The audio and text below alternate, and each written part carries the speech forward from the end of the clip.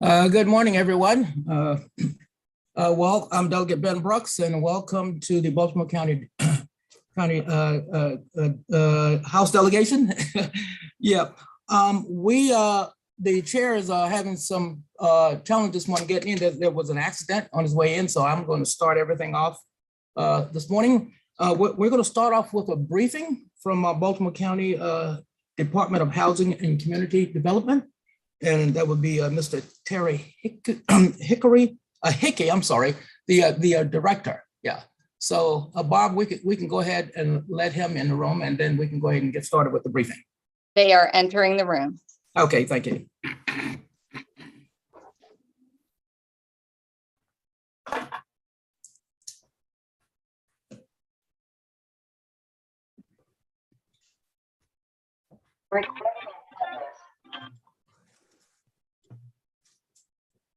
All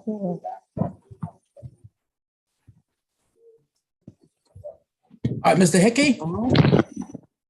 Good morning. Good morning. How are you, sir? I'm doing great. Thank you. How are you? Pretty good. Pretty good. We'd like to welcome you here, and then I hear some feedback, and you can go ahead and get started with your briefing. Oh, great. All right. Well, as we pull up the slides, I want to say thanks for having me. This is exciting to say. I think this is the first ever briefing of this delegation by a Baltimore County Department of Housing and Community Development because we're in our first year. So okay. I'll call it a historic moment. We'll go. Okay. Yes. All right.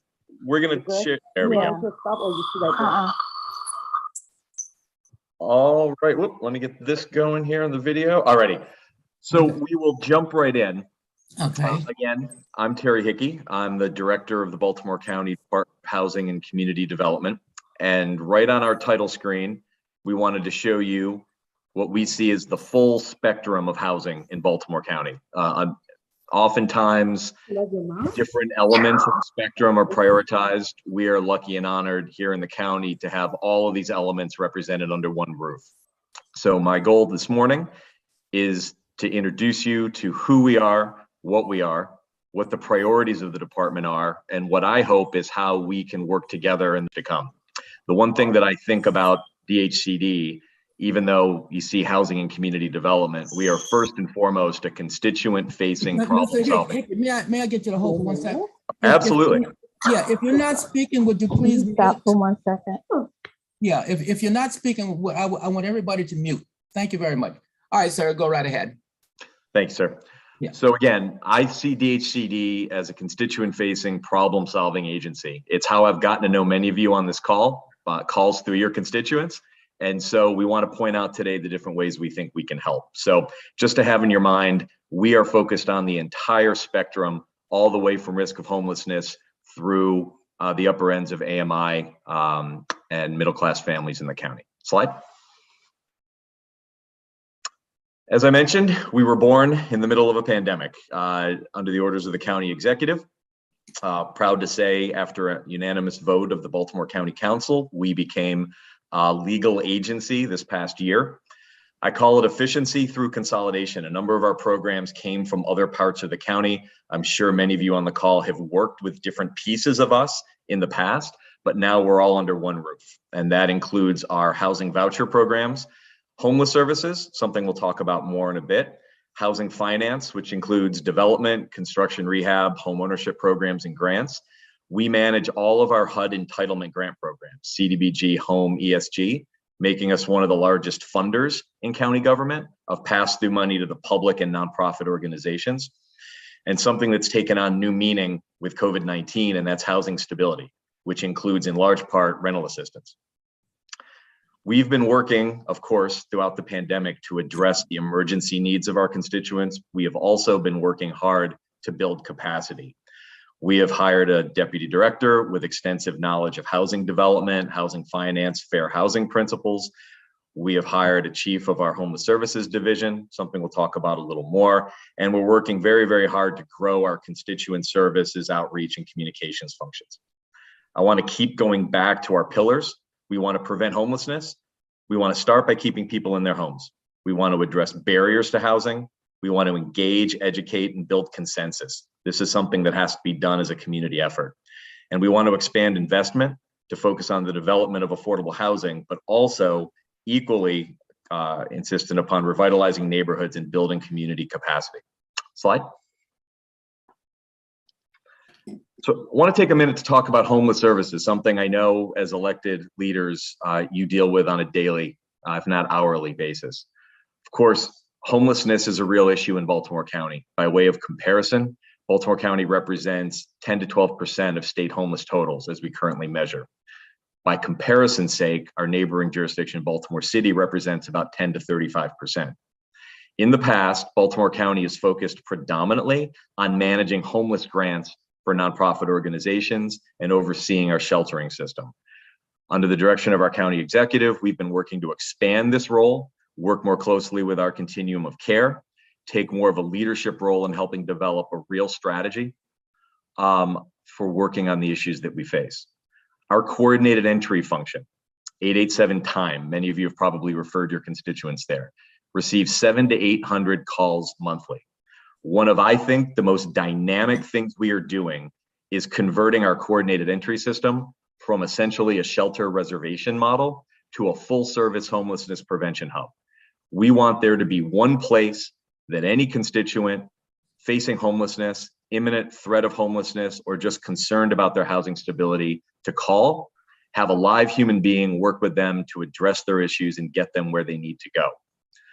On the average, our system serves about 3,500 people a year, and that is throughout all of the different programs, public and private, that we fund or operate.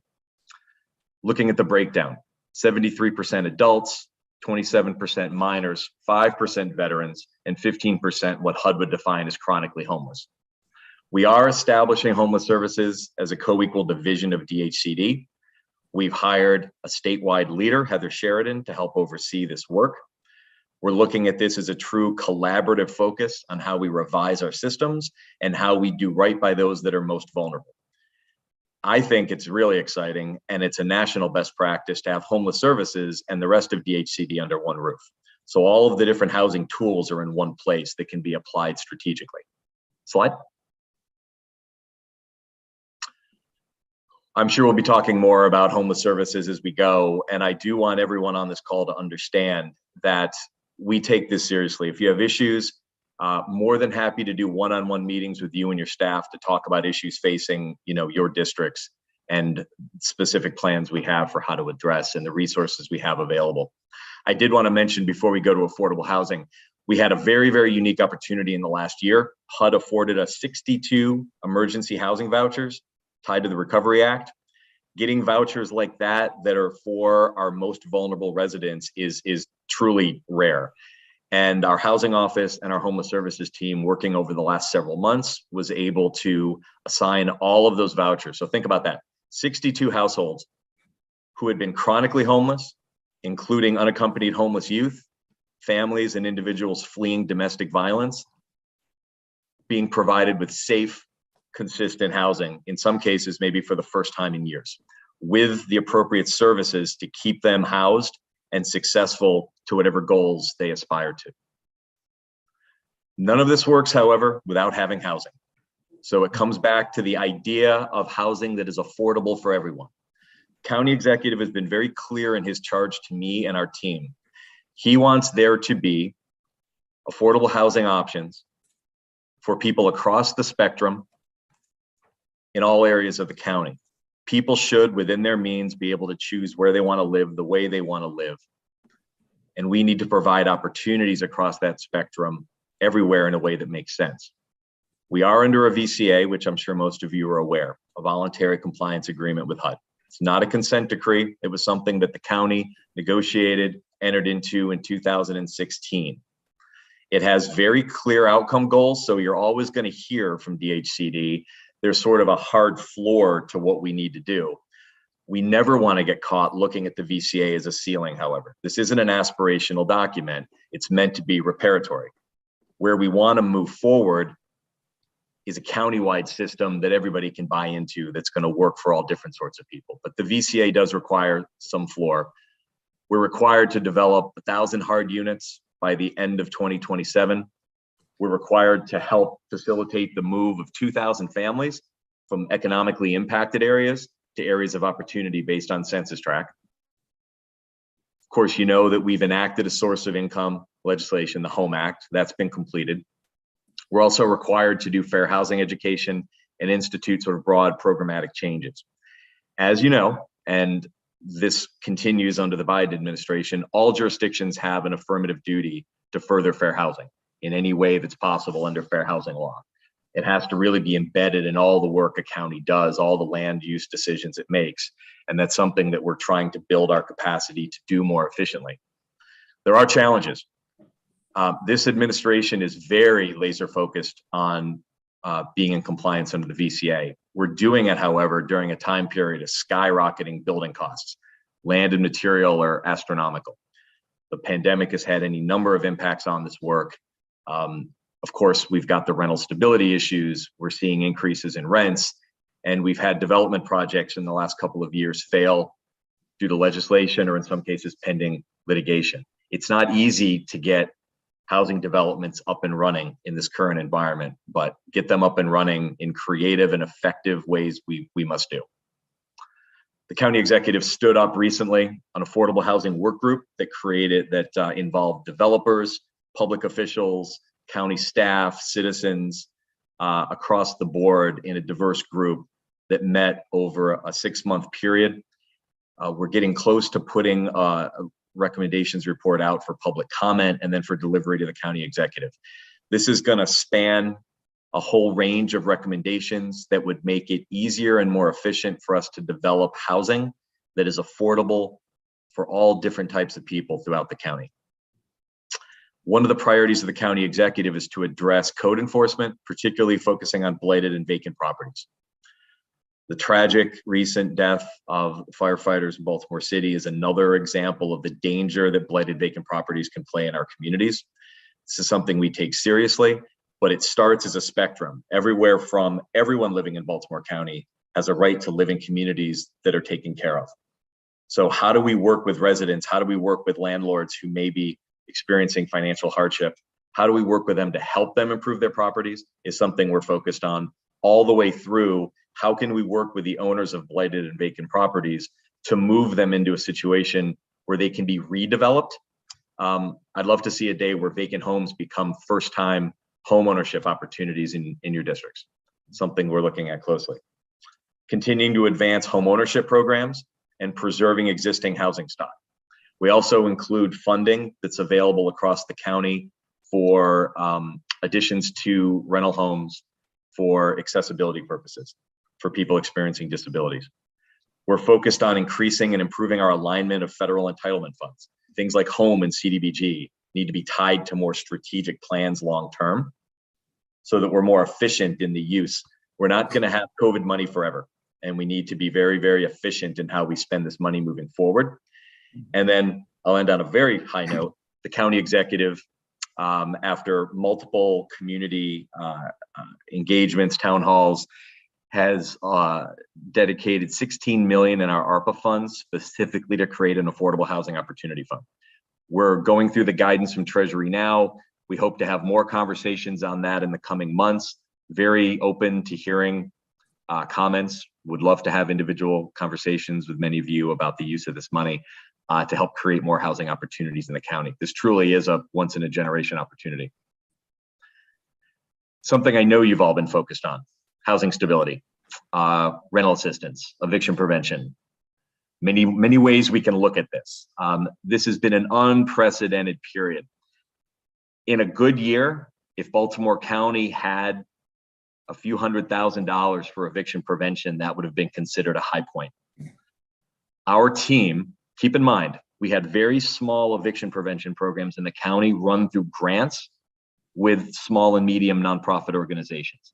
Since April of 2020, which was a few months after I joined the county government, we have allocated over $100 million to rental assistance, eviction prevention, housing stability initiatives, assisting almost 5,000 households. We have built our own safety net program here in the county. I am very proud of what our team has done with our district court. I won't get down into the weeds. Love to have side conversations with those of you that are interested in how this came together. But in collaboration with the district court, effectively, every week we go get all of the warrants of restitution, the paper versions from the court.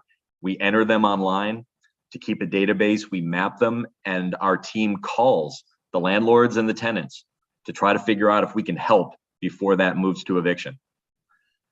We're funding nonprofit partners. And I've been involved in advocacy work my entire career. I have to tell you, in the environment in Baltimore County, this has really been a dialogue between landlords and tenants.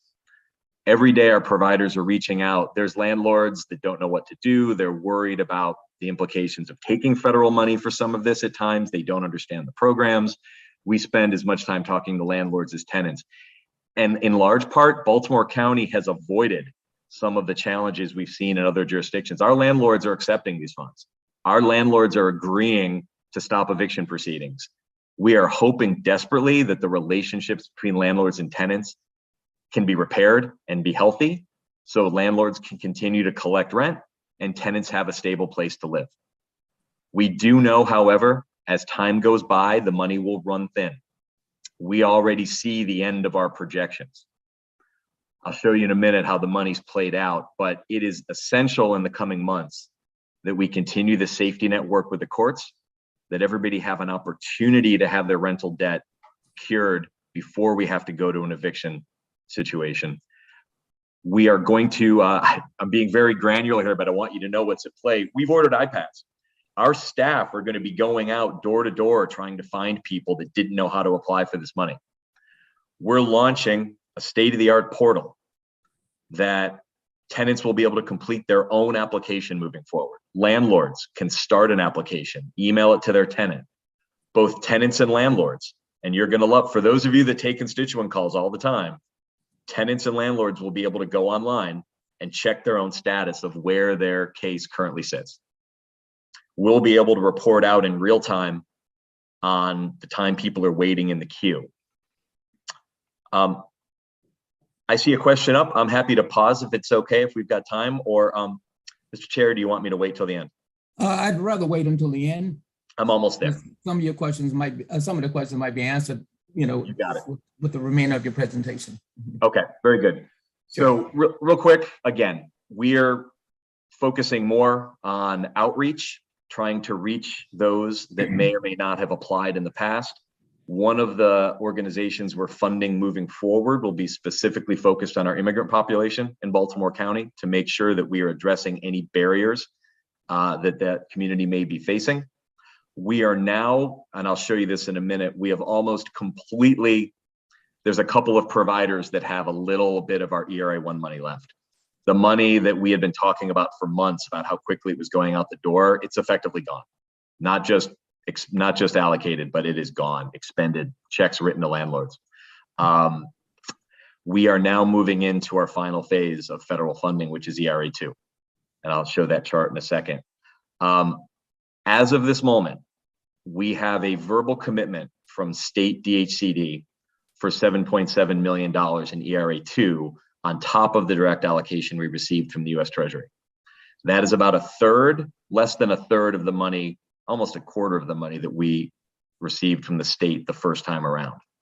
Our understanding, although we haven't received anything formally in writing, is that Secretary Holt and DHCD has a $50 million reserve fund being held back in ERA2 funding. We are waiting, hopefully any day, for a plan from the state on how we will be able to access that money. The ERA2 money, we've built an efficient machine. The ERA2 money that we currently have will not last forever. And so we eagerly await word from the state as to how we'll be able to access those additional funds. But quick look at where we are. Like I said, if you go to the bottom of this chart, ERA or ERAP2 direct, ERAP2 state. We run two programs in Baltimore County. It's funny, I see Delegate Ruth right there on my screen. Delegate Ruth sends us quite a few constituents, and I appreciate your advocacy for the tenants in your district, as many of you have been doing with us. We received a direct allocation of ERA2 money. That's going to go directly into our tenant-facing program, which is run through a number of local nonprofits. The $7.7 million from the state is going to go directly to the United Way to continue the STEP model, which is the landlord-focused large apartment building model that we've leveraged successfully. That's not going to last long. So you can see it's fairly urgent that we understand any additional funding that'll be coming from the state. We are also actively looking internally to see if there are other funds that we can direct to rental assistance when all of this is gone. The state or the county did temporarily close its portal to new applications while we work on the backlog, but we are continuing to take emergencies. Anybody that has an eviction notice, a warrant of restitution in Baltimore County will still have an opportunity to receive assistance while we're catching up on those that have been in the queue. I want to emphasize, we do not want to punish landlords that decided not to seek eviction. We want to get to those tenants and landlords as well, but the emergency cases are beginning to rise as the courts continue to get back up to full speed. So we need to stay above water there. We are going to be shrinking somewhat the eligibility criteria moving forward as far as the income requirements. We are not going to be automatically paying prospective rent moving forward. We are going to be focusing on paying the arrearage. We are not moving to a lottery. We are not going to limit the number of past due months. But I want to remind everybody out here, it is unthinkable. We have ERA2 can go back 18 months. We're going to stay within those guidelines. We have tenants out there that owe 2 years or more of rent.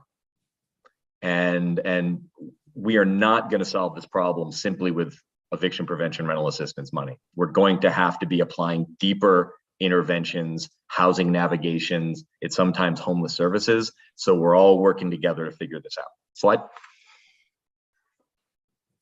I'll just leave this up as we conclude. These are different things that have come up. We know some of these are reflected in current bills that are in front of you. Some are just discussions of policy that are going on. These are things that we feel strongly should be considered and debated and dialogue around these as we move forward, just based on the things that we're seeing on the ground. Anyway, that was it in a nutshell. I threw a lot at you. So I know there's any number of questions, so I'm here to answer them. Okay. Well, thanks very much for the presentation, Mr. Hickey. Quickly though, in a situation where I got a call from one of my constituents and he was experiencing some problems because of COVID. Okay, he got well and then he paid up his arrears. But the problem now is the fact that the landlord does not want to renew the lease. And he's got some concerns about that. So would that be something that the Baltimore County Department of Housing and Community Development would get engaged in? It would just try to perhaps, instruct this particular the tenant on how to perhaps try to negotiate with the landlord? We would be happy to work with that tenant is the short answer, but this is a bigger policy issue and it touches on a number of things. Landlords have a right, as we know, not to renew a lease. We hope that that's done in good faith. Oftentimes we've seen it's done as an alternative to a failure to pay rent case. If you don't renew the lease and the tenant doesn't move out, it becomes a tenant holdover case. And oftentimes we can't solve that through an eviction prevention program.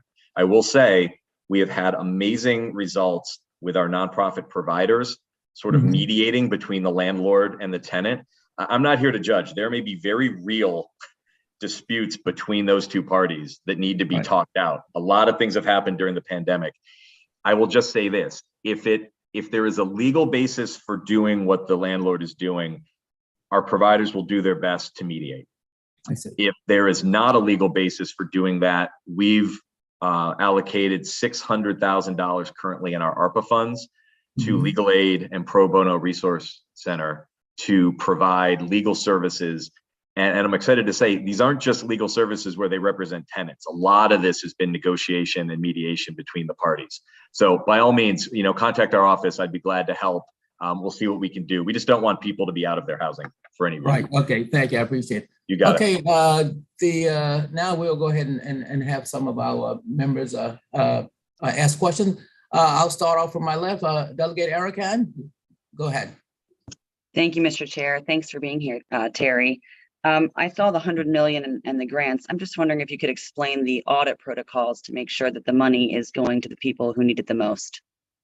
Sure. Well, now you said two interesting things: audit protocols and then going to who needs it the most. So we're still, as you know, this federal funding has been a consistent progress with the Treasury of trying to make it easier to go out. So the easier you make money to go out the door, the less documentation you have for the auditors that are coming after the fact. So for those that are thinking fiscally, the money that so remember, the county got started early, way before ERA. We were using CARES Act money, which could be used for rental assistance, but didn't have to be. That's already undergone a single audit. And my understanding from our team is that we've done well and we've not seen any problems. I want to mention that we have not, I'm knocking on something wooden very loudly. We have not seen the types of rampant attempts at fraud that some of our colleague jurisdictions have. There have been professional entities pretending to be landlords and tenants, applying jointly to try to get money. We've done a lot of testing. Our programs have been very personalized, but you have to talk to a provider. And I think that's dissuaded some of the fraud. When we started this program, Delegate, we worked with our BC Stat team, we worked with the United Way, and we used the Urban Institute financial tool to do mapping of the entire county. When we started our STEP program, the zip codes that we chose were all based on not just need, but remember back in the day when we had to look at COVID transmission rates. So we didn't just want to make sure that the most financially vulnerable got the funding. We wanted to make sure that people most likely to be in a COVID hotspot and lose their stable housing were also receiving that. We have an analyst who's assigned to the team. What we're doing on a weekly basis, and this keeps me up at night, we're looking, for instance, at who is ending up in the emergency bucket, right? Who's actually about to be evicted? Do they look like the people that are applying? If they don't, are we inadvertently creating inequities in who gets the money based on the emergencies? Happy to talk to you offline about specifics, but I will say this, and I don't know if this is really a good thing or not. I think it's not, but the people that are applying for eviction prevention funding, the ones that are getting the money, and by the way, we are going to do a public dashboard in the coming weeks, so you will all see in real time where the money's going and the demographics of who it's going out to, but it matches the racial and financial and demographic patterns we saw before the pandemic. People that were in trouble before are in trouble now. They're just in trouble a lot more and a lot more months. And so this is something we can't pretend when we get through COVID, this is going to be gone. You know, we have to continue to be really, really laser focused on how we get ahead of these problems and not make the eviction system have to be the way that we collect debts and keep people in their homes. We got to do better. Okay, well, thank you for the answer, and glad you found somewhere to land after the city. Thank you very much. All right, the chair recognizes Delegate Garden. Thank you, Mr. Vice Chair, and thank you, Terry, for your amazing presentation. Really appreciate it. You are doing some amazing things, and we are lucky to have you here in the county. Having served now in judiciary dealing with landlord-tenant issues now for 3 years during COVID, we have seen some of the problems that are around the state, and Baltimore County has gotten ahead of it with your help on many of these things that you've described today.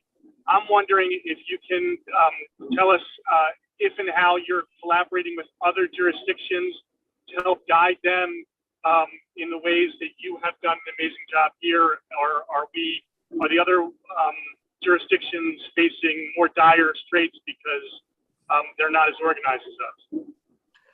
Well, I appreciate that, Delegate. It's been a learning process. Remember, none of this existed 2 years ago.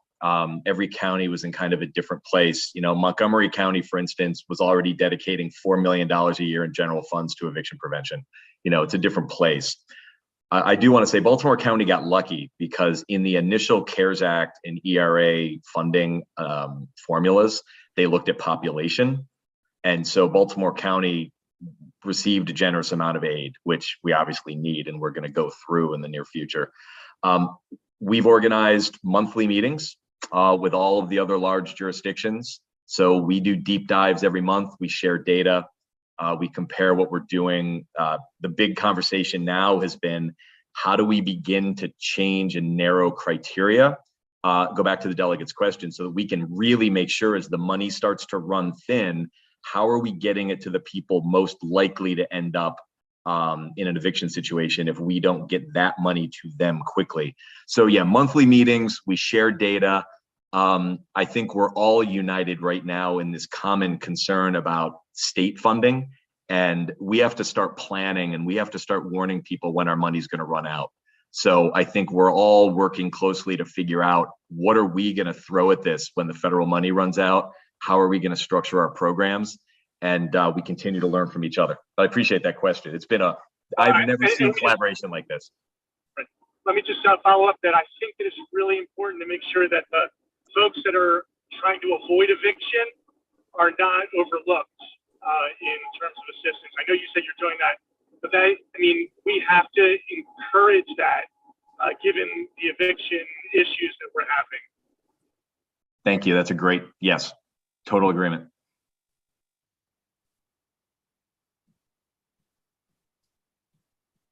Okay, now the chair recognizes Delegate Ruth. Thank you, Mr. Chair. Thank you, Terry, for being here and for all of your work. This department couldn't have been born at a more important time. These have just been such an extraordinarily difficult 2 years. And, I really appreciate all your work at both the macro and the micro level. And you and your team have been incredibly responsive when we've reached out for help with constituents. And I can honestly say you have kept some of my constituents in their homes. And I really appreciate your focus on keeping people in their homes. I wanted to ask specifically about affordable housing, and I'm really glad to hear of your focus on affordable housing and that you consider the VCA to be a floor and not a ceiling, or not a strict limit. But I wanted to ask how, as we encourage affordable housing, do you have a plan for avoiding concentrations of poverty? How, I guess, building affordable housing in opportunity areas you mentioned, but also if there's ways of encouraging like mixed level communities where it's affordable housing is mixed with market level housing, and also related to that, if you have a plan for how to deal with the opposition from communities that always seems to happen. Thank you. Sure, those are all big ones. Okay, and these are the questions. These are the types of conversations I'd love to continue to have with all of you individually or in groups. So let me take these. For the first 5 years of the VCA, and mainly in the prior administration, we focused on using money set aside into the VCA that was basically thrown at specific projects to try to get units activated. We can't continue to do that, and we've lost some time. We have some ground to make up. Mixed use, mixed income, building, and people that need some assistance to get back on their feet and live where they work, near the schools, where their kids go to school, is important. And that should be, I think the term we've talked about before, sort of sprinkled throughout. We can't leverage our strategy on monolithic affordable housing developments. We don't have the land, we don't have the space, we don't have the time to wage those battles. And I'll be quite honest, and maybe this is naive, I don't want to shove housing that is affordable to families down the throats of communities as a way to make this happen. And I know we're going to have issues and it's going to be challenges historically, but we can do more. We can do more with existing developments. One of the strategies used nationally, we need units, for instance, affordable, accessible units for people experiencing disabilities. We need to be having conversations with market rate developers to talk about converting units to affordable that are in existing developments. So not concentrating, we're working with our BC Stat team. We now get reports of all of our housing vouchers in real time. We can map those. We can think about where people are choosing to live. We need to have a better grasp on where affordable available land is. We need to help provide more information to developers to be more strategic about making those decisions. And to be quite honest, there's areas of the county that you know, look at the different economic development going on around the county. There's places now people want to live because they're moving there to get jobs of these big companies that are coming to Baltimore County. Where are those folks going to live? We've not technically or typically engaged with big companies to think about the demographics of their workforce.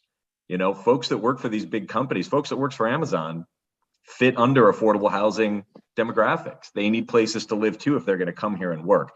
So yes, I absolutely, and the county executive absolutely embraces a spread out approach using more mixed use, mixed income, conversion. This is a revitalization opportunity. We have old apartment complexes and townhouse developments throughout the county that desperately need to be fixed up. We could be using some of this funding to help those owners redo those communities and help convert some of that to true affordable, not organic affordable or accidentally affordable. So there's a lot of tools in our toolkit that we're going to be pulling out in the months to come, but we got to do it quick. Okay, colleagues, we're going to take one more question, and because of our schedule this morning, we want to make sure that we can fit that in. So Delegate Bel Castro, you will be the last question. Thanks. Thank you so much, Chair Brooks. And Mr. Hickey, thank you so much for being here. You've been doing fantastic work. We are so lucky that the county executive has created this office and for the work that you do. To kind of dovetail off of Delegate Ruth's question and the wonderful answer that you gave, thank you for your commitment to ensuring that individuals have access to communities that they've historically been priced out of. You know, we have some really low-hanging fruit to start addressing those issues and ensuring people can access areas close to their schools, close to amenities. And I would say that that's through the use of accessory dwelling units. And we can allow in Baltimore County individuals to start building those now on lot zone single family. So I'm wondering if that is a tool that you are talking about or utilizing in your toolbox. And if the state has a role to play in making these accessory dwelling units more accessible and able to be built in Baltimore County and across the state. Sure. Well, I appreciate that. And I'm glad we have I know you've continued to push that as a concept. I will tell you this, the simple answer, and we can follow up. It is currently appearing as a recommendation in the Affordable Housing Work Group formal recommendations report that's coming out. It's in there. I can't speak to the role of the state at this point. I think it's something that we really need to look at. How can it actually drive affordable housing, accessible housing in Baltimore County? Happy to have those conversations, but it is one of the recommendations of the work group. Okay. Yeah, I would like to continue those conversations. And based on your answer, I think that it's probably not a tool that we're utilizing enough. And I think we really do need to be talking about it more. Really low hanging fruit that we could start doing now. Thank you so much. Good to see you. Thank you. All right. Well, thank you, Mr. Director, for all of that awesome information you provided with your PowerPoint presentation. We'll definitely be getting in touch with you. I was going to say, you know how to reach me. Please reach out. I look forward to the conversations. Thank you for your time. Okay, good. Thank you. Now, colleagues, now we're going to hear from our venerated congressman from the 3rd Congressional District, Congressman John Sarbanes. Congressman? Yes, thank you. Thank you very much for the opportunity to stop by and just share some thoughts, kind of give an update on what's happening in Washington and hear your thoughts and any questions you may have in the time that's left.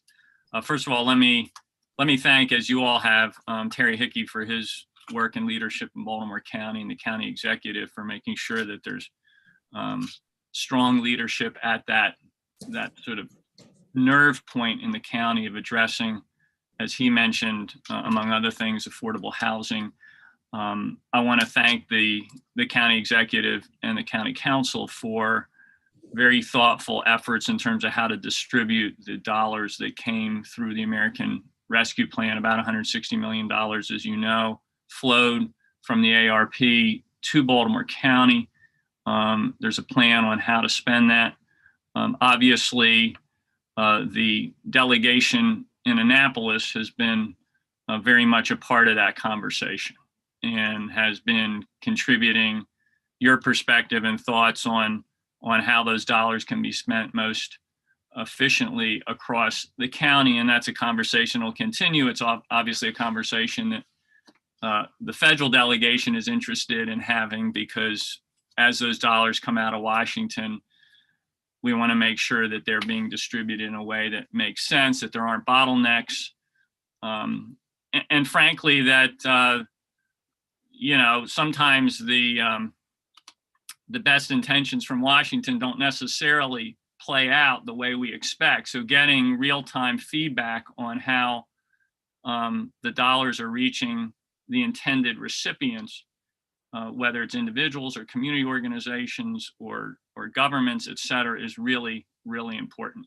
I also want to thank all of you for navigating a very, very difficult time, obviously, for the country, for the state, for Baltimore County in terms of the pandemic.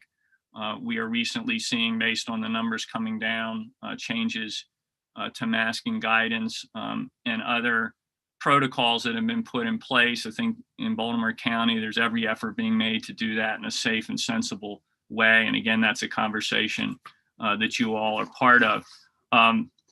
In terms of what's going on in Washington, there's certainly a lot happening, front and center right now. As you know, it's on the front page, top of the fold every day is the situation, the very fluid situation in Ukraine.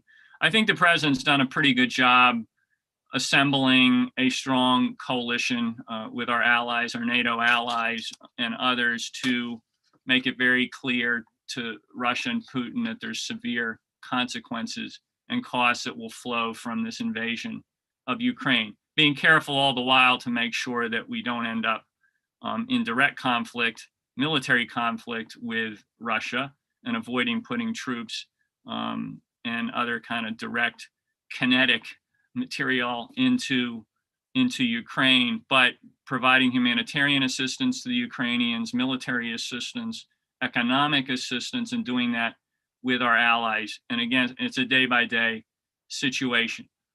No question that it is resulted in a shock to oil prices and gas prices. We're seeing that. There are tools in the toolkit that the president outlined the other day in his State of the Union speech that we can employ to try to address the inflation that's coming from there, but also inflation we've seen, for example, with the cost of cars over the last year or so. About a third of inflation is attributable to the cost of cars. Some of that we know has to do with car manufacturers not being able to get their hands on these important microchips and other things that go into the assembly of the car. We can address that over time by making those parts here in the United States. That's very much in the president's agenda. Addressing the costs of childcare, other energy cost saving opportunities if we diversify our portfolio, our energy portfolio over time, and other things that we can do, lowering prescription drug costs to make it easier for the average family, basically just to get through their day. That's the goal we all have, regardless of party, regardless of which level of government we serve in. It's basically to improve the quality of life of our constituents and do everything within our control to try to affect that. So there's Ukraine. There is the appropriations process. We are currently in a continuing resolution situation, which means we're just extending last year's budget because we haven't yet reached agreement. There is hope that before the March 11th deadline on the current continuing resolution, we will get an agreement on an omnibus bill. Of course, that's next week. We're hoping at the beginning of next week to have something to vote on. Those negotiations are going on fiercely right now between the two parties in Washington in both the Senate and the House. So hopefully we will land that plane. We do expect there to be a request from the president for about $10 billion of additional funding for Ukraine, given what's happened there, and about $20 billion of additional resources to flow behind the response to the pandemic situation. So that's where the budget stands. We have been moving quickly, the agencies that are involved with this at the federal level, to deploy the benefits of the infrastructure Investment Act that we passed. And as you know, this was a bipartisan effort in the Senate and the House, which was terrific to see. It's bringing a lot of significant dollars into Maryland, about $800 million in highway funding, about $32 million for airport improvements, which we've been hearing about, $400 million for bridge repairs, $140 for water infrastructure improvements. And there's going to be a process, just to let you know, where local governments can apply for competitive infrastructure grant funding opportunities. There's sort of 25 different buckets, and we can certainly get more information to you about what that represents in terms of an opportunity for Baltimore County. I mentioned the American Rescue Plan and obviously the important supports that came through that. Postal reform, we know that's an issue front and center in Baltimore County because we've had real problems across the county over the last couple of years in terms of people receiving their mail timely. We just had Congressman Rupersberger and Fume and myself joined with Chairman Jerry Connolly of the subcommittee in our oversight committee in Washington that has jurisdiction over the U.S. Postal Service. We did a field hearing about a week and a half ago, collecting more testimony on the problems and also talking to Postal Service higher ups as to what their current activity is to address those things. But in terms of the broad solvency of the Postal Service, which is fundamental, we've been working as long as I've been in Washington in that committee to try to get a reform and upgrade of the Postal Service. And we did that finally in the House. We expect it's going to pass in the Senate any day and get to the president's desk. And it would establish some very foundational solvency for the Postal Service going forward. It would require 6-day delivery. It would increase transparency on how mail is delivered, make sure there's best practices in place, data is being collected, measured in ways that create the kind of accountability that the public has a right to expect. We want the Postal Service to have its trusted reputation restored. It's obviously taken a hit over the last couple of years, but I think we can get back to that 95% approval rating that the broad public has when they think about the institution of the U.S. Postal Service.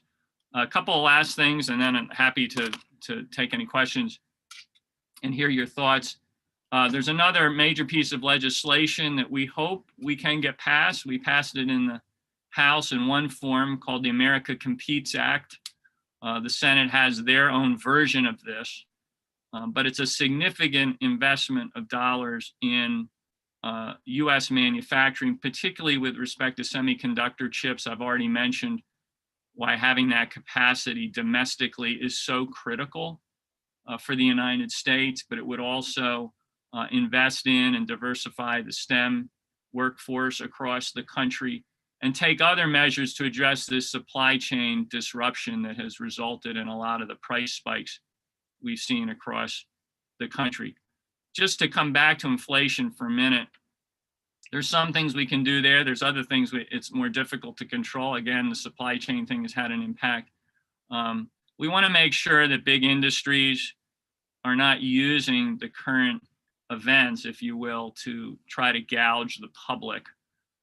We want to make sure competition is in place where it needs to be. There's a lot of tools that the administration has at the Justice Department and otherwise to pursue that. And that, along with other measures that I think the president and his team can take in concert with Congress, can help us move against inflation. But the president recognizes, I recognize, that that's putting a pinch on a lot of families across the country, including in Maryland. We have to acknowledge that. We have to look straight at people and be candid, and then try to work together to address any anxieties there and generally make sure that people feel that the economy is on a sound footing as we move forward. So again, thank you for what you're doing in Baltimore County. I know there's some terrific opportunities that are coming to the county right now at Trade Point Atlantic, for example. and some other investments that are being made on the transportation front with respect to environment and infrastructure. And so these conversations are really helpful to me as we move along. With that, let me turn it back to you, and happy to answer any questions.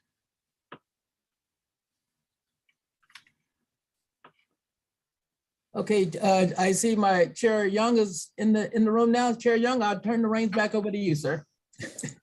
Appreciate it, Vice Chair Brooks. Yes. Thanks for being there for backup as always. Opening up for questions for Congressman Sarbanes. Oh, we're gonna let the Congressman get off easy this time? Looks like we are. That's okay. All right. Well, thanks so much. Yeah, thank you very much for the opportunity. Again, the most important thing, I think, for us to acknowledge as a group is we're all serving the same people, whether it's members of the county council serving Baltimore County residents, or it's this delegation serving people in Annapolis, or it's those members of our federal delegation, whether it's the 2 senators or those of us who have parts of Baltimore County in our district. We're all serving the same constituents. And I want to thank you, because I've often had the occasion to be able to work jointly with elected officials, including yourselves, at different levels of government on casework that can really lift up our constituents. Obviously I have a role in Washington to play when it comes to sort of bringing the perspective of my constituents on national policy. But to tell you the truth, the thing I get the most reward from is the constituent service, the casework, making sure we're helping people, again, as I said, in terms of dealing with the challenges in their daily lives. So thank you for the work that you do there. I look forward to continuing to collaborate. And Congressman, looks like I have Delegate Stein that ended up having one question. So if you're all right. Delegate Stein. Thank you very much, Mr. Chairman, and thank you, Congressman, for all that you do for us, for your constituents. We really appreciate it. I was just wondering if you could elaborate a little bit more on, in the legislation that Congress is considering, what are the proposals that would help with healthcare expansion and price reduction? Yeah, so the Build Back Better agenda, as you know, has at its center trying to build on the foundation of the Affordable Care Act, expand the Medicaid coverage across the country in significant ways. I think also support some of the innovations that states like Maryland have undertaken. The fact of the matter is Maryland has always been a leader, as you know, in the health space, finding new ways to address both the delivery of healthcare and the coverage of it and the cost of it.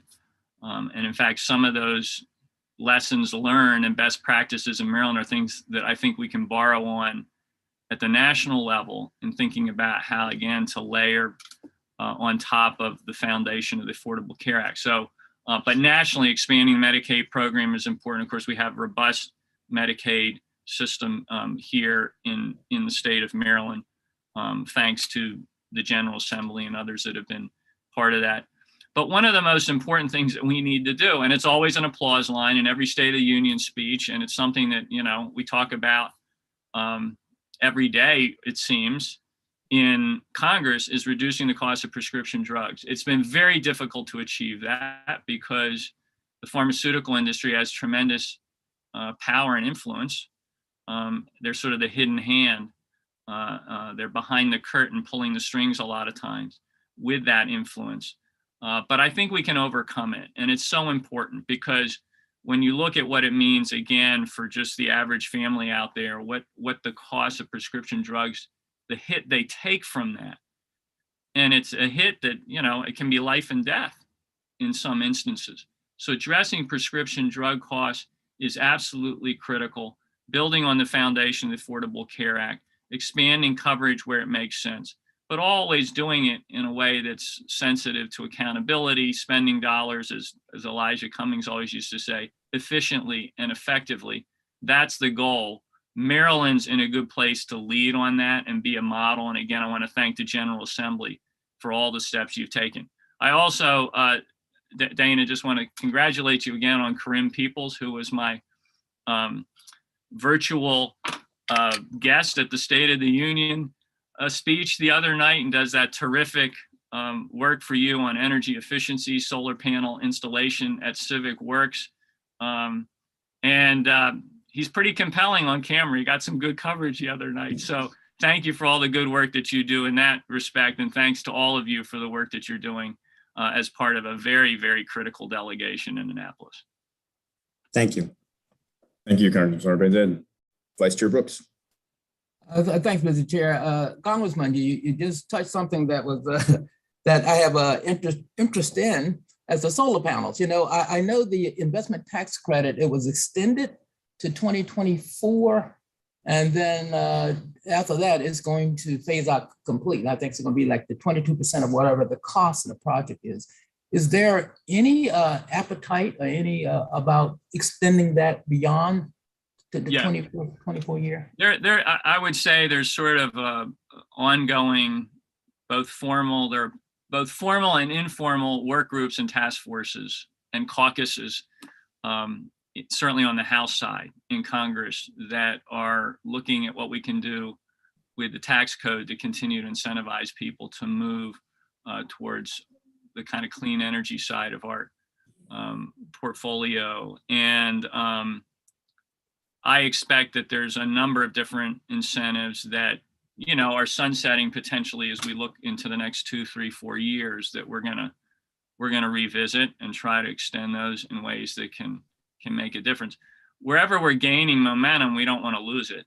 And if the tax code can help with that, along with direct resources flowing behind some of these energy initiatives, grant opportunities, et cetera.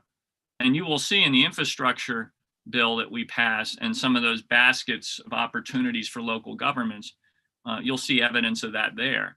So I think that's a critical area of continued collaboration between the federal government, state and local governments, because we've got to move to a different normal when it comes to how that all operates, and tax incentives are a critical part of that conversation.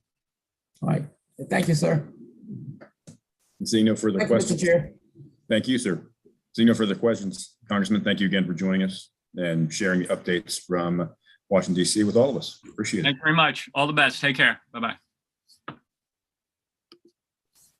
All right, everyone, moving on to bill hearings. Next section of our delegation meeting, we'll be moving right to HB 749, Natural Resources Maryland Park Explorers Grant Pilot Program Establishment. Sponsor is Delegate Garden. Delegate Garden, when you're ready. Thank you so much, Mr. Chair, and thank you, members of the Baltimore County delegation. I just jumped on late because I was presenting this also to Anne Arundel County this morning, but I'm here to request your consideration of House Bill 749. It established a Maryland Park Explorers Pilot Program, which actually came to me at the request of our Baltimore County Rec and Parks Director.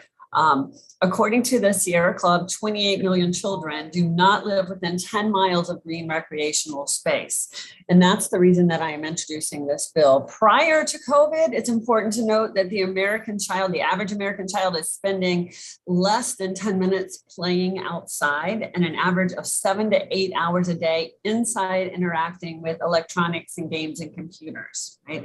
This is before virtual schooling. So the evidence of negative mental, behavioral, social, and physical health effects of this, we know it's been well documented for years. But what we also know is it's not just exposure to technology and games that are causing problems in our children's behavioral and social development. It's what they're not doing. And what they're not doing is going outside and interacting with the natural environment. So House Bill 749 will encourage children to engage in outdoor play and exploration, will help fight childhood obesity by building physically healthier children, while also expanding their knowledge of the environment and promoting their social and behavioral health. We know the benefits of environmental education are well documented for both the health of the child and the health of the environment. So it's a win-win. But unfortunately, much of our children's exposure is incredibly inequitable. So this bill requires that these programs prioritize children in areas that lack green space and equitable access to outdoor environmental experiences, and be showing collect demographic data about their participants. So thank you so much for allowing me to present this bill to you. I know some of you've heard it already in ENT, and I request a favorable report from the delegation on House Bill 749 to establish the County Park Explorer pilot program. I believe we have someone from the county, possibly Rec and Parks, also speaking to this bill as well. Thank you very much. Thank you, Delegate Garden. I believe we have Mr. Bob Smith from the Baltimore County Department of Rec and Parks over here. Go ahead. You got 2 minutes. Good morning. I'm here to speak on behalf of support of Bill 749. My name is Bob Smith. I'm the Deputy Director for Recreation and Facilities Operations with the Department of Recreation and Parks. I think we've all seen the heightened value of our open spaces during the last 2 years. Parks and open spaces provide us for a way to combat climate change, to provide needed areas to congregate and socialize, and act in a way to improve both physical and mental health. Whether these are waterfront parks in Southeast Baltimore County, like Fort Howard, parks tied to history like Win Oak, or sprawling parks like Oregon Ridge in the northern section of our county, these all provide these very important benefits. To help protect these natural spaces, we need advocates and stewards of our parks. This bill helps us prepare the next generation of those advocates, and additionally will help us reach those communities that may have historically faced the most challenges to access to a thriving park system. We've seen a meaningful engagement at a young age with our recreation park systems, develops lifelong advocates for the same systems. They grow into volunteers for our systems, voices locally seeking support of these systems, and they become the caretakers of the local spaces and the champions for the improvement of these resources. By increasing the opportunity for the youth to become engaged in our recreation and park systems, we prepare the next generation of advocates for these assets. And perhaps 30 years from now, another former teenage park attendant from Southeast Baltimore County will be sitting here as the Deputy Director for Recreation and Parks, testifying in support of another important piece of legislation. So thank you, and I'll be glad to take any questions.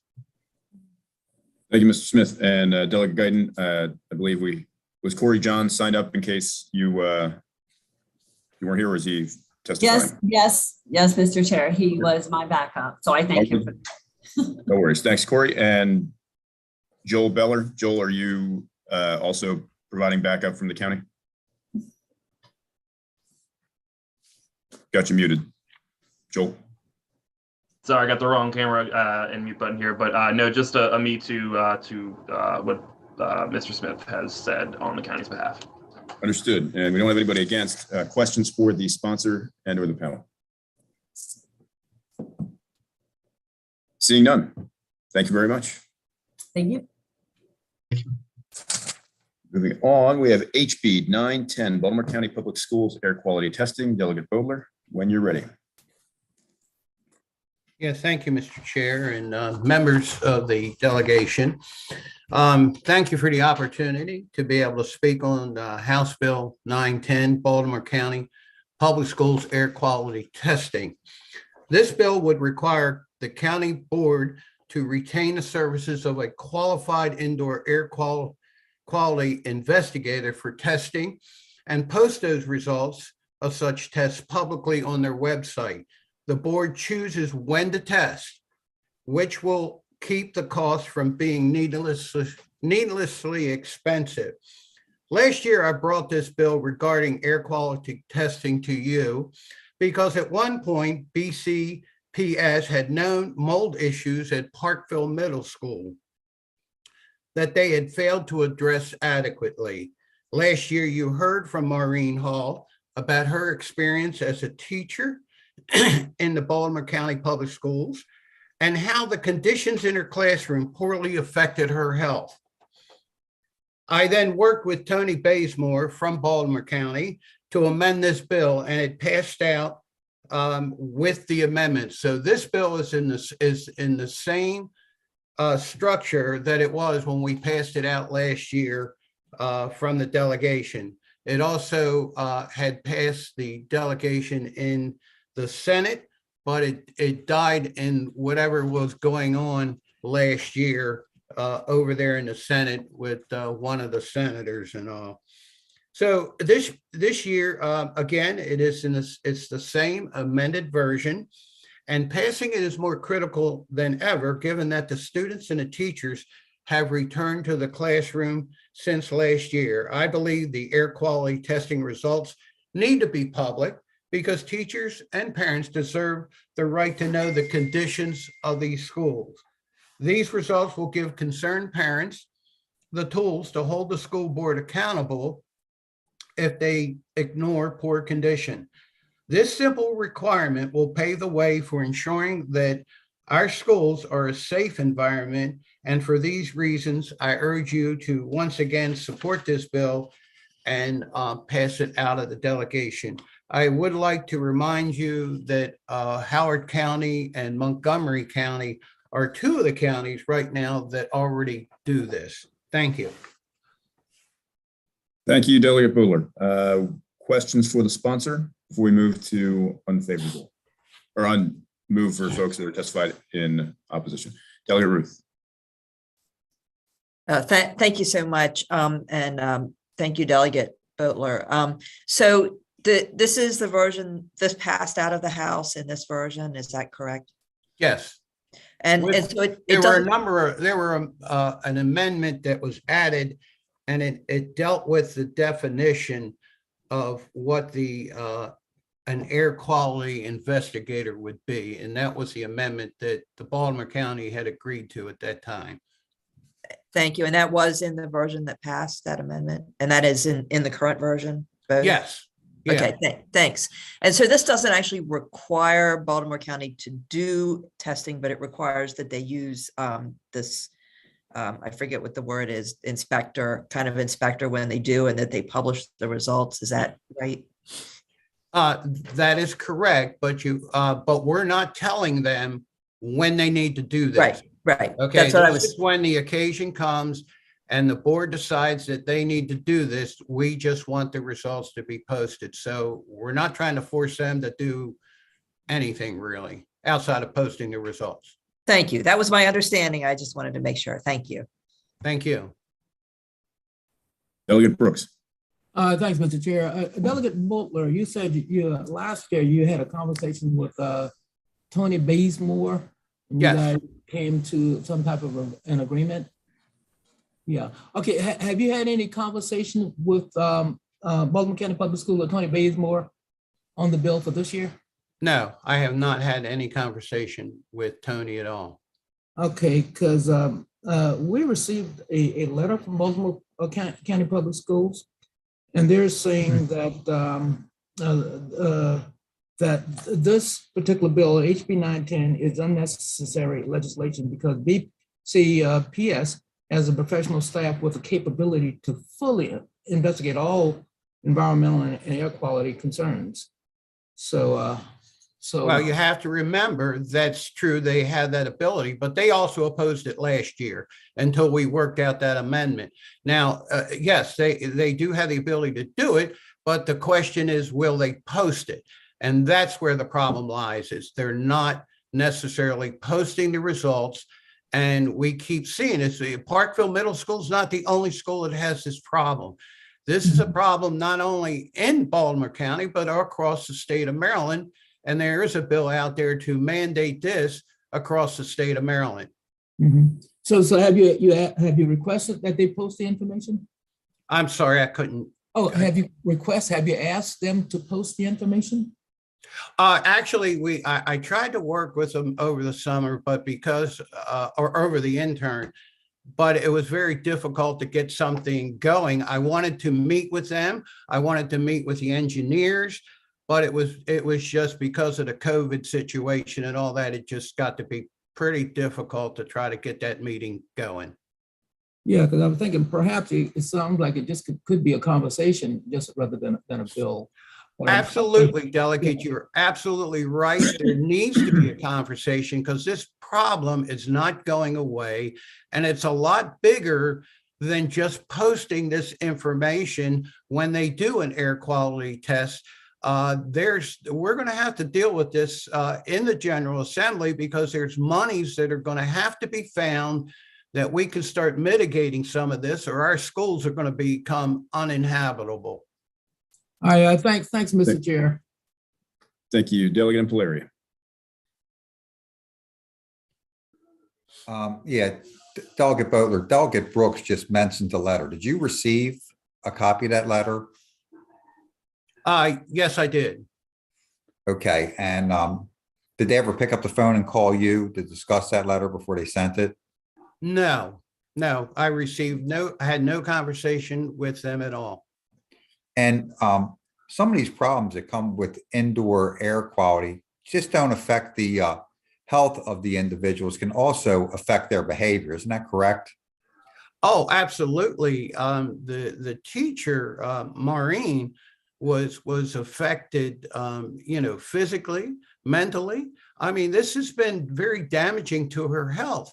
And when you stop and think that not only to her, but the kids that she was teaching were special needs kids. And, sometimes these kids, can't quite explain as to what is going on physically with them. But this is the classroom that she was in, and the mold was very, very extensive. So you could have a student that is having health problems or emotional problems, continues going to the doctor cannot figure it out. But one report like this would let the doctor know, oh, by the way, the school is contaminated with what this individual has an allergen to, or that affects them. Now, mold issues don't affect everybody, but there are students that may be able to correct the problems and issues they're having if they're moved to a place that doesn't necessarily have that allergen problem caused by mold or other chemicals in the building. Yeah, you're absolutely correct about it. And that's why it's important that the parents know this, and so that they can address this with their doctors or medical professionals, so that their kids can get help, or their children need to be moved out of a classroom like that. Yeah, clearly, this is something we need to do. We need to do it immediately. And it's neglectful of the school system to not want to help these families resolve whatever these issues are that they don't know. That the child is suffering, but they don't know. Thank you very much. Thank you, Delegate. Delegate Belcastro. Thank you, Chair Young. Delegate Butler, thank you for the bill. As a teacher, air quality is definitely a concern in our schools chronically. So I do thank you, and I'm thankful that we're having this conversation both locally and at the state level. You mentioned it. I wasn't sure of the specifics of the statewide bill. Are they exactly the same? And is that something that we need to consider as we continue to debate the statewide bill? Do you think that that's going to move, and will that impact us voting on your bill locally? That's a good question. Part of the problem I saw with the statewide bill, it was an exact duplicate of what my original bill was. So I don't know that bill will move forward. And if it does, they're going to have to fix what is an air quality control inspector? That's the problem with that bill. So I don't know, but I think whether we have a statewide bill or not, I think this is important that we pass this bill locally anyhow. I just wanted to raise it. Oh, sorry. Yep. Delegate Belcastro, can I answer that question? Because the statewide bill is the bill that I filed. Go ahead. Yeah. Jackson, you talking about your bill? Yes. Go ahead. Just real quick, I did speak with Joe over the interim. He gave me permission to file this bill as a statewide bill.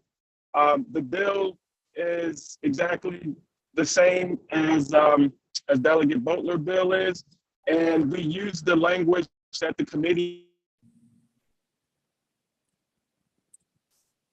We just lost you. I think what he was saying is that the language is the same as the bill that we have before us. I believe that's what he was trying to say there. Thank you for the clarity. I just wanted to mention that because I think it's something we need to consider. If we consider moving on this bill, we need to pay attention to both bills. Thank you. Thank you. Delegate Erickson. Thank you, Mr. Chair. Thank you so much, Joe, for this bill. Delegate Butler, I have 2 kids with mold allergies, and Delegate Impalaria, right. One of my children has pretty serious reactions to it, behavioral issues, things like that, and the other one just doesn't. So and this could really help, I think, our school system with some of the kids that may be struggling and we don't even know why. So I really, really just appreciate you for continuing to push for this. And I think that the important thing is the transparency piece, right? Wouldn't you say most of the people that contact our office right now about education issues are really looking for just transparency? Yeah, I would say you're absolutely correct. A lot of parents are very upset. I know particularly at Parkville Middle School, they're very upset because there was no transparency about what was going on. And the county sort of acted in a very strange way when they came in and actually mitigated the property to start with. It really didn't follow the proper protocol, but that's a whole nother issue in and of itself. But I think this is the beginning of a conversation that this is an issue that is a major, major issue in our schools. And we need to begin to figure out a way that how we can resolve this. Yeah, well, I really appreciate you. Thanks for putting this in again. Thank you. Thank you. Any further questions for the sponsor?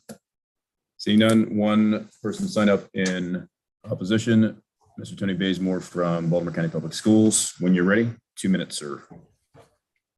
Good morning, Chairman Young, delegation, Vice Chair Ben Brooks, and Madam Speaker. Wanted to, you've already discussed the letter that we sent. I wanted to just make sure that all the delegation read the letter that was sent in your packets from Baltimore County Public Schools. From our Executive Director of Facilities Management. And we believe, and I'll be brief, we believe strongly that we are already doing this work with our industrial hygienist team. We have qualified professionals, certified industrial hygienists that do this work. We are willing to work with Delegate Boatler and this delegation to address any outstanding issues as far as transparency and the website and that sort.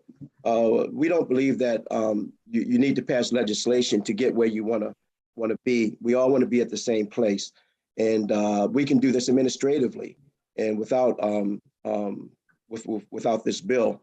And I just wanted to say really quickly that the last 2 years, and thanks to you, the state delegation, thanks to our federal partners, all LEAs receive additional funding the last 2 years to purchase air filters, address HVAC issues.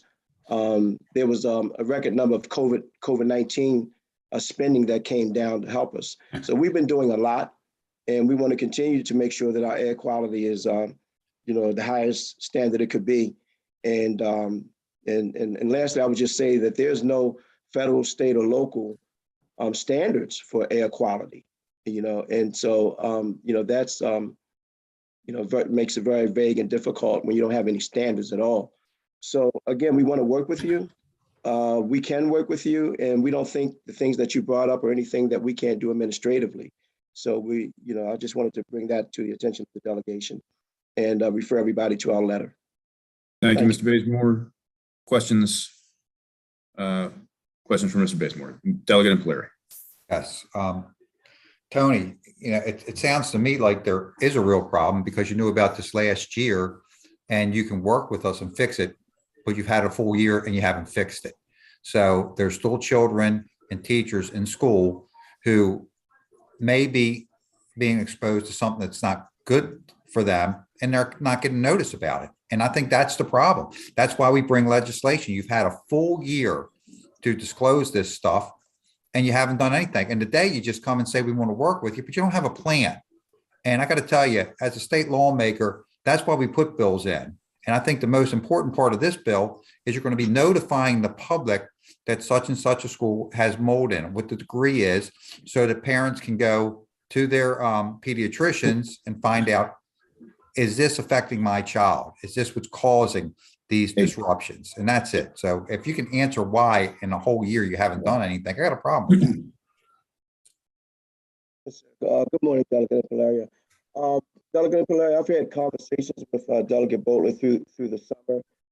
We are right now, sir, revamping our website, rebuilding from the cybersecurity that we experienced. We're rebuilding a lot of our IT systems. and this is one of them. I spoke with our team as we build out all of these forward-facing documents and things that, I talked to them about this bill and about being transparent. So I do believe strongly, sir, that we can get to where you want to go. And, we really do want to work with you. We can do this administratively. And let me say, Tony, please. look, Go I ahead. like you. I think you do a fantastic job for us, and you're just a messenger. So, I'm saying this to you, and I know it's not you, it's coming from the system. You're just a messenger. And please let them know how we feel about this down here. This is something, if you say it can be done, a whole year's went by, it should have already been. In progress. Delegate Hill. Yes, sir.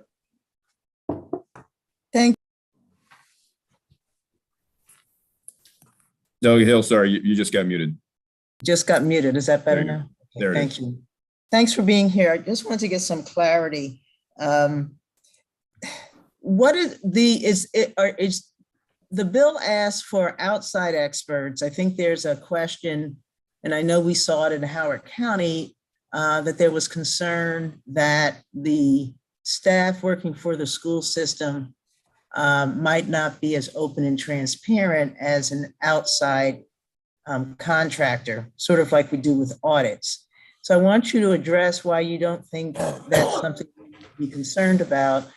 And also, is there some particular reason why the school system would not want the results to be posted in the way that the bill requires? I think you spoke to the fact that you're already doing the testing.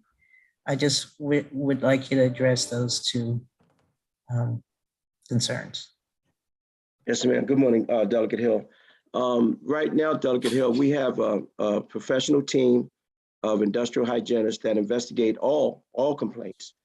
When there is, and they do it, each individual case is different. They're certified team, industry certified. When there is a particular case that you need to go to an outside a consultant to help with that investigation, we do that. And we are not against posting things online, but it's not just as simple as just saying, okay, let's just start posting things, because when you're dealing with individuals and you're dealing with health issues, there are a lot of privacy things that go around posting information publicly. If a person has a complaint, there are legal ramifications. There are, if a person is suing. And so a lot of information has to be vetted through a lot of different agencies and even our law department, so that what we can post, we will post.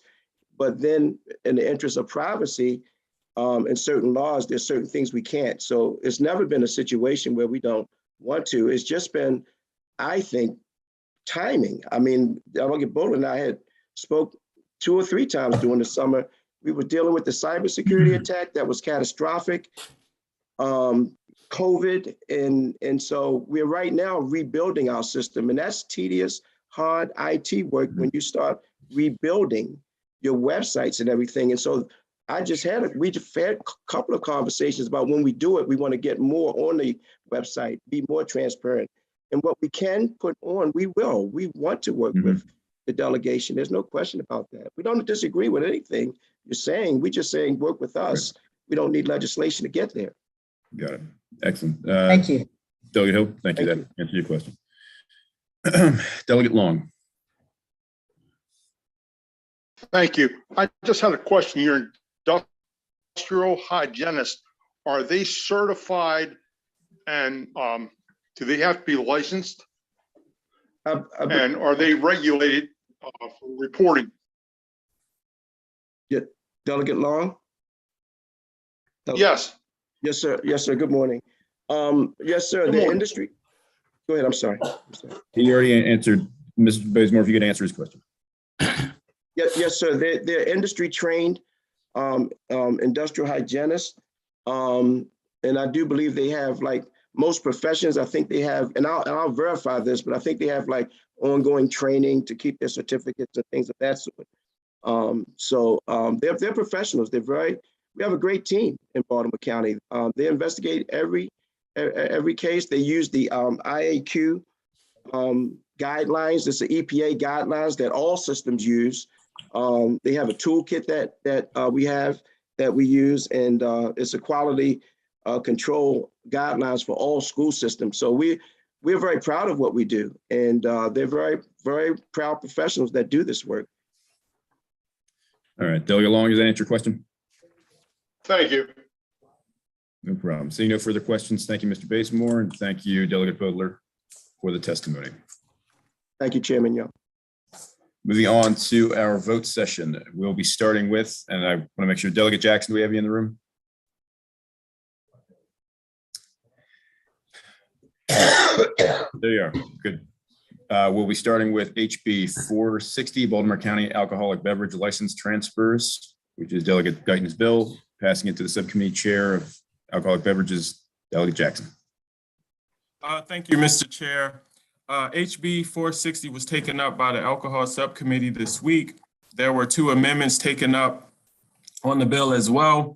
I just want to quickly remind the committee that the bill, as originally written, allows the Baltimore County Liquor Board to transfer up to 5 Class B and D licenses from Election District 15. The bill also prohibits the Baltimore County Liquor Board from transferring more than 2 licenses into a single election district. As I said before, there were 2 amendments. The first amendment changes the bill from allowing transfer from Election District 15 to any eligible transfer district.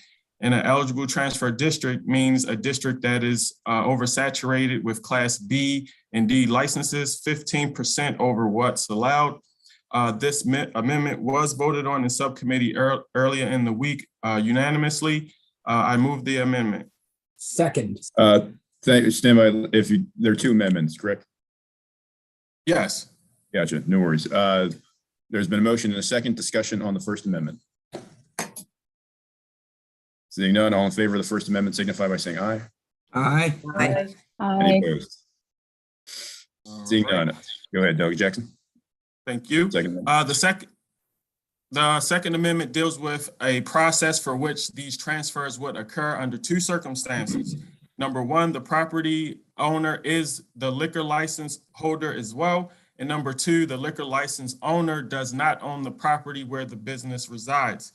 In the case of where the property owner is the liquor license holder, they must work with workforce development to provide information on any plans for future use of property before the transfer will be accepted by the liquor board. In the case where the liquor license owner does not own the property, the future use requirement may be waived if they have shown a good faith effort to facilitate a future use of the property by advising the property owner of the intention to transfer the license to another location. This amendment was voted on in subcommittee yesterday 4-0 with 1 absence.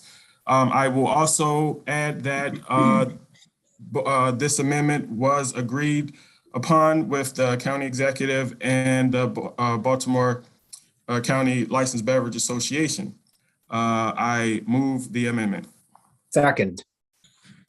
On the Second Amendment, all in favor? There's a motion, a second. Any discussion? Seeing none, all in favor signify by saying aye. Aye. Aye. Any opposed? Sorry, Delegate Long, was that? Okay, excuse me. On the bill as amended. Is there a motion? Move the bill. Is there a second? Second. Second. Motion is second. Discussion. Delegate Impelleri. Oh, you're muted, sir. Who requested the bill? I believe it was Delegate Guyton was the sponsor.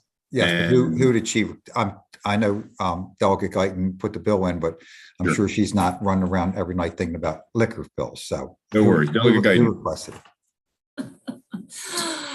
Thank you. It was actually requested by a business in my district up north that is not able to get a license. So they wanted to open up these requirements, and the county and the Licensed Beverage Association agreed. Thank you. Thank you. No problem. Any other further discussion? Seeing none, as the bill as amended, all in favor signify by saying aye. Aye. Aye. Are there any opposed? Seeing none, the bill passes. Thank you. Moving on to our next bill, I just want to make sure Delegate Garden, I know he's been pulling double duty with his daughter. Are you here? Yep, I'm here. Thank you. We're moving to HB 585, my bill, Baltimore County Orphans Court Judges and Surviving Spouses Pension. Wouldn't mind giving a report. Yes, the subcommittee met on this. It was a unanimous vote in favor of the bill as no amendments. This is the only elected officials in the county that don't qualify for pension. And we thought, and the county was not opposed. They did indicate that this is both affordable and appropriate. So I would move favorable. Discussion on the bill. Seeing none, all in favor signify by saying aye. Aye. Aye. Any opposed? Seeing none, the bill passes. Thank you. And Delegate Garden, since we have you, we'll just move to HB 682, Baltimore County Hunting Non-Game Birds and Mammals, sponsors Delegate Ruth. Right. This bill came out of subcommittee unanimous in favor, no amendments. There was a question initially about whether there's any training that's involved. And I believe that Delegate Belcastro got the answer she was looking for, which is that there are certain training requirements to have firearms, and that was adequate for the issue. And obviously the Farm Bureau was in favor of it. There was no opposition. I would move favorable. Is there a second? Second. Any discussion? Seeing none, all in favor signify by saying aye. Aye. Aye. Any opposed? Bill passes. Moving to HB 619, Baltimore County Election Law, Polling Places, Continuing Care Communities, sponsor Delegate Mangione. Report from the subcommittee, Delegate Metzger. Yes, sir. The subcommittee met. It was moved favorably, but it failed. But I would move favorably. Gotcha. Any? Mr. Chair. Okay. Second. Stand by. There's a motion and a second. There's a favorable motion and a second. Moving to discussion. If you could put your hand up if you had discussion. Yep. So I see Delegate second here. I see Delegate Ruth and I see Delegate Mangione. So Delegate Ruth first. Thank you, Mr. Chair. So I guess, my concern about this bill is that it, first of all, that it requires the Board of Elections. They don't have any flexibility in this. There is a cost to it, and it doesn't, they don't have any option of whether they want to do it or not. And if that shall, even if the shall is changed to a may, then the bill just doesn't do anything, particularly since we did pass a bill last session, statewide bill that would, require the Board of Elections to look at these among other things. And I just think the Board of Elections needs that flexibility, and really the bill is unnecessary. Got it. Thank you, Delegate Mangione. Thanks, Mr. Chair. And I'll just be right to the point is that this bill, and I appreciate Delegate Ruth's comments, it's simply saying that we want to make this voting process as simply as convenient as possible for our seniors in the CCRC. So the facility is already there. The personnel is already there to help with the voting booth, manning the booths. There's the cost is minuscule, especially since some can opt out. And it's clear to make an important point, this legislation is necessary if we want to, again, simplify this process for those who need it. The Board of Election, it makes it more difficult for them, but that's what we're deciding as a group to say that the seniors, we've made it easier for people in prisons to vote. And one could argue that was not necessary, but we would be hypocritical if we said it's not necessary to make it easier for our seniors. And they're the ones who need it, again, the most. So that's my final comments. And thank you, Mr. Chair. No problem. Delegate Erickson.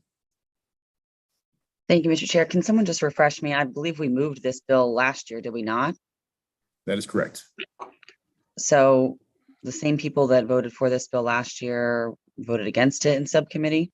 Was there a change? What the discussion was that while the bill hasn't changed from last year when we passed different voting legislation, that there was a requirement in the bill that was going to have SBE contact these different organizations and communities. And since that had already passed, the provision was unnecessary. Okay. So the law changed from last year, but the bill hasn't, if that made sense. Okay. All right. Thanks for clarifying. No problem, Delegate. Delegate Szeliga. Thanks. Mr. Chair, can you repeat that? What law changed? Last year when we passed, and forgive me for not having the name of it. If anybody else wants to jump in, you're welcome to. It was ahead, House Delegate. Bill one, it was House Bill 156 last year. If you'd like to go ahead, Delegate Feldmar. Sure. So, this was the discussion we had in subcommittee, was that the bill hasn't changed, but the base statute has, because last year we passed House Bill 156, which specifically requires a local board of elections to reach out to institutions of higher education, continuing care retirement communities, other senior communities, and military installations to consider and get feedback from them and input on what are available locations, which standards they can meet, which criteria they may not be able to meet, so that the board can make the best decisions about what the options are for polling places. So that's a new requirement that was not part of the existing law last year when we considered this. And we really think that that is an appropriate approach, recognizing that this should be taken into consideration. So thank you so much, Delegate Feldmark, for answering that. So we asked the board to reach out to them. And then what we have before us is a bill that says, now you should put a polling place in a CCRC. So we're going further. Is that right?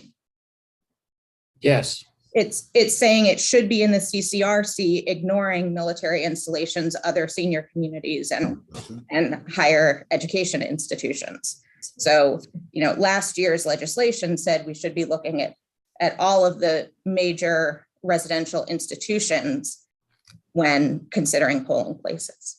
Okay, thank you. I'm going to speak for this bill. Lots of times we ask departments and organizations to do things, and for seniors to be able to vote. College students are different. Obviously, they're more mobile. Many of them are not Maryland residents or not residents registered to vote, at the university. But seniors certainly have mobility issues. My grandma lived at Edenwald and never missed her opportunity to vote. And I know that she would have loved to have had this opportunity. So I think it's fair, and we need to make sure our seniors have every access to vote that we can possibly give them. Thank you. Delegate Impellieri. Yeah, for the bill, I'm not worried about the funding for the election board, because obviously they have more money than they know what to do with, because they constantly are sending me letters to mail ballots to me at addresses that I don't live at. So if they have money to send me absentee ballots at addresses that I do not live at, then I'm sure they have the ability to make sure that elderly people, especially in this time of COVID, where elderly people really don't want to go out, and it gives them the opportunity to participate in the process, which is different from military bases and schools. As Delegate Schlega said, I think it's a very important bill to give this opportunity to people who, not everybody at the CCRC has the ability and the mobility to get out, but they want to participate in the old-fashioned way and show their patriotism and vote. Thank you. Thank you, Delegate. There's been a favorable motion and a second, and we've had discussion calling the vote. Delegate Erickson on the favorable motion. Yes, and to explain my vote, Mr. Chair, I think it's kind of tone deaf not to move something, in the time of COVID, like my colleague just said, that would help our elderly people who are, concerned about going out. My own parents have been in their home for pretty much 2 years now, and I think that they would appreciate something like this. So I'll be a yes. Delegate Belcastro. No. Delegate Bendari. Yes. Delegate Bodler. Say again. Yes. Yes. Delegate Bodler. Yes. Delegate Brooks. No. Delegate Garden. No. Please mute yourselves. Thank you. Delegate Ebersol. No. Delegate Feldmark. No. Delegate Forbes. No. Delegate Grammer. Absent Delegate Guyton. Yes. Delegate Hill, I'd like to explain my vote. I very much. you can make your vote first and then explain it. All right. No, I very much support senior residential facilities becoming voting centers. I think that's the right thing to do. I have a problem with the mandated component of this, regardless of size, but I think it's the right thing to do. And I'm hoping that the legislation we passed last year will open up those possibilities, and that when petitioned by the groups, as the delegate has tried to do this bill, that the board will say yes. Thank you. Delegate Polari. Yes. Delegate Jackson. Yes. Delegate Jalisi. Yes. Delegate Jones. No. Delegate Long. Yes. Delegate Mangione. Yes. Delegate Metzger. Yes. Delegate Ruth. No. Delegate Stein. No. Delegate Shalega. Yes.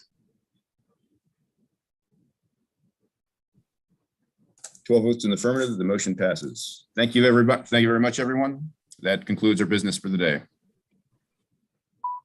Motion to adjourn. Every detail that like we would have